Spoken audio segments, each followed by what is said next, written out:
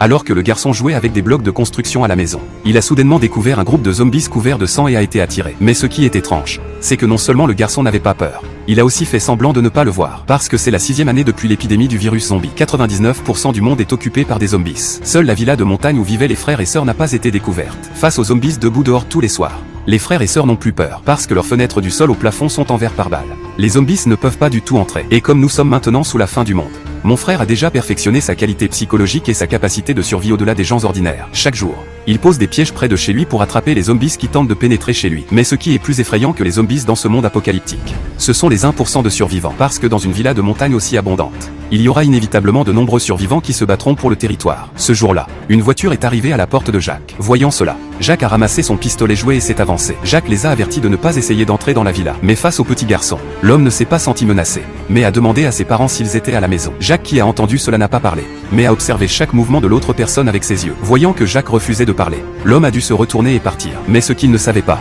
c'est que ce que le garçon tenait dans la main n'était pas un pistolet jouet ordinaire, mais un pistolet anesthésique amélioré. Après avoir été tiré dans le corps humain, la cible tombera instantanément dans le coma. Jour 2, Jacques a emmené sa sœur jouer dehors comme d'habitude. Mais je ne m'attendais pas à ce que cet homme revienne à la porte hier. Cette fois, il a spécialement amené sa petite amie ici. Son attitude est également devenue beaucoup plus dure. Il a ramassé la sœur de Jacques et lui a demandé où se trouvaient ses parents. Après avoir remarqué la malveillance de l'autre partie, Jacques a dû mentir et affirmer que ses parents étaient allés en ville à la recherche de fournitures. Mais l'homme n'a pas cru les paroles de Jacques, parce qu'il observe depuis plusieurs jours. Seuls 2 frères et sœurs vivent ici dans cette villa. La femme dit qu'ils sont de bonnes personnes et qu'ils partiront d'ici dès que ses parents viendront. Jacques savait qu'il ne partirait jamais facilement. Mais pour la sécurité de sa sœur, il les a quand même invités à entrer dans la maison. Ces 2 personnes ne se considéraient pas du tout comme des étrangers après leur arrivée. Dès que vous franchissez la porte, vous commencez à fouiller dans les boîtes et les armoires. Ils ne s'attendaient pas à ce qu'il y ait autant de nourriture dans la maison. De 2 enfants dans ce monde apocalyptique où les approvisionnements manquent. Ensuite, tous les 2 ont fait des projets de vivre ici pour toujours. Et pour ne pas susciter les soupçons des autres, l'homme a délibérément caché sa voiture. Comme il ne savait pas, le couple avait déjà plaisanté avec des gens avec lesquels il ne devrait pas plaisanter.